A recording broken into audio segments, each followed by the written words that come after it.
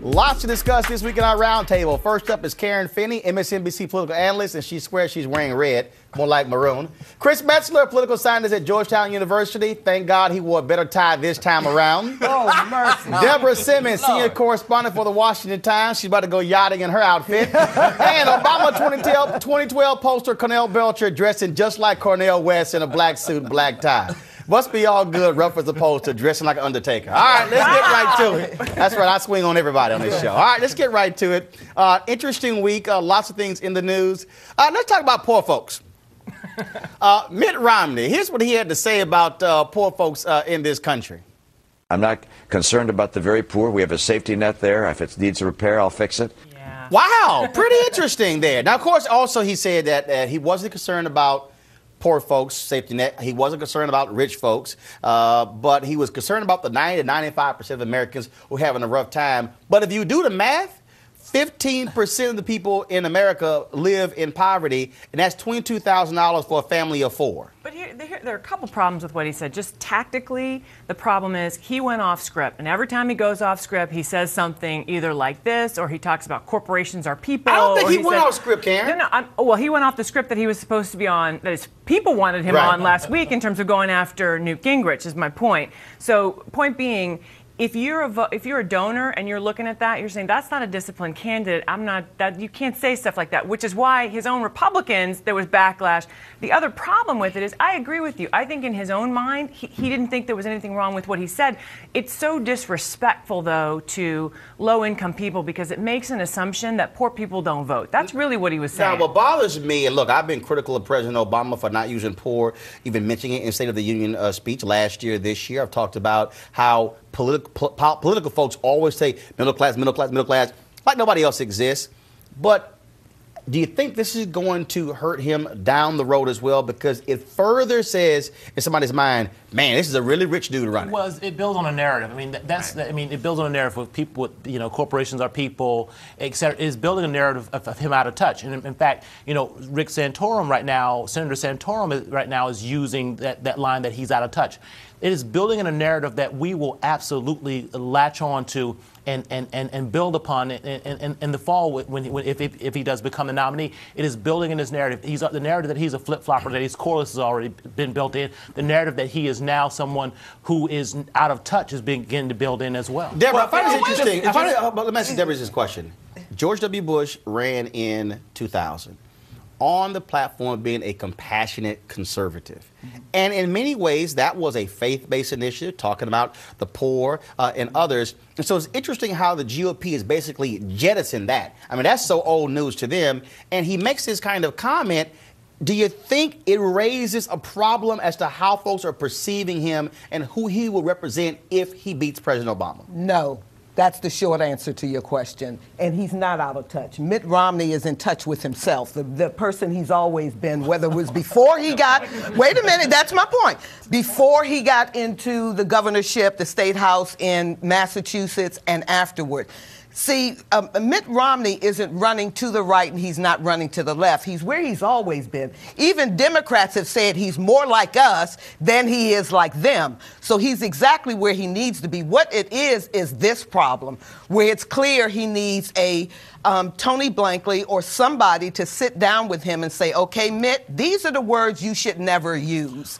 And you should never say you're not concerned about anything, particularly when it has to do with Mitt's number one issue in this race and with the musical chairs he's playing with Newton Company, and that's the economy. Well, the problem is it makes him look like an idiot. And it makes him look like an idiot in large part because it's a safety net. Obviously, if it's a safety net, there's a problem. So it just makes him look like a complete idiot, in addition to which what he's trying to do is he's trying to play to Cornel's idea of the middle class and the war on the middle class. He's bought into that narrative, except he can't do it as skillfully as Cornel and company can do. And so as a result of that, he just looks like a bumbling idiot. Chris, he did sound like a bumbling idiot, but the biggest issue that I have is that if you want to be president of the United States, you should say, I'm concerned about all Americans, and I want people to get out of poverty. I want to have programs that move them out of that. But to say 90-95% of the people, those who are really hurting, how can you essentially say somebody who is in poverty isn't hurting? Well, and here's the problem. So so on the one hand, what he's been doing is accusing the president of dividing people among class lines, and he's done exactly. He the divided same everybody in that one statement, and that's the problem. Instead of saying I want to be president of all the everybody, people, but I'm going to focus on the middle class, even that would have been a little bit better. But Deborah's right. He needs somebody to say, here are the list of words and phrases you must never talk about. I think they tried to do that, and that's why they had some success in their fight against Newt this week. But then he got tired and he went off script. And Cornel, and the next day he gets to stand with Mr. Bluster himself, Donald Trump. I mean, that just further reinforced the whole narrative in terms of rich guy kicking it with rich guy. Well, it's problematic on several fronts. If you look at the last round of polling that CNN did with Donald Trump had a 64% unfavorable rating. And you look at the sort of problems that Mitt is beginning to sort of show up with independent voters in battleground states with his unfavorable rising as he's pulled far and further to the right. As a Democrat, the only person I would have liked to seen him embrace more yesterday would have been Dick Cheney. I mean, it is a blessing to us. I want to talk about another issue that has been vital. The president, again, talks about his housing plan. Romney wins Florida. Housing foreclosure is a critical issue. I've been saying for a long time that this is going to be an Achilles heel for this president because this is probably the fourth housing plan they put forth. Mm-hmm. The other three have absolutely failed. Mm-hmm. He's going to have an issue in Nevada and in Florida when it comes to home foreclosures when his programs have not worked. Well, look, I think he admitted this week that the programs hadn't worked as he had hoped, and I think that was not news to most of us.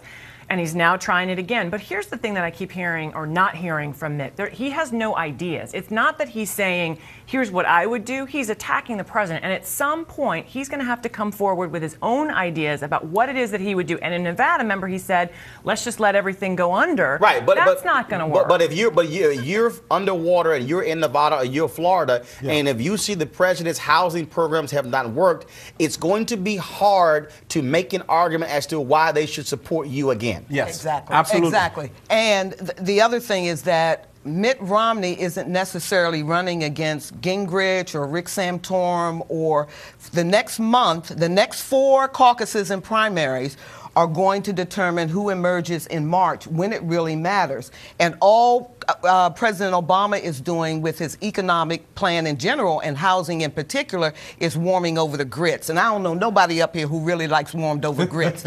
More importantly, Obama knows his plans haven't worked. And promised us 4 years ago, all Americans, that he would have turned this economy around by now. That he would have turned this economy around. So Mitt Romney is running against Obama. Okay. Well, thank you, because you know what? We've been talking, you always talk about sort of what hasn't happened. Look at what has happened. 243,000 new jobs. You know, we've got 24 quarters of growth since this man put his economic plan into Congress. We've got unemployment drops from 8.5 to 8.3. We've got the ship of state moving in the right direction because of the policies of this man, despite what the Republicans fighting him. Hold on. I got a time out. Hello.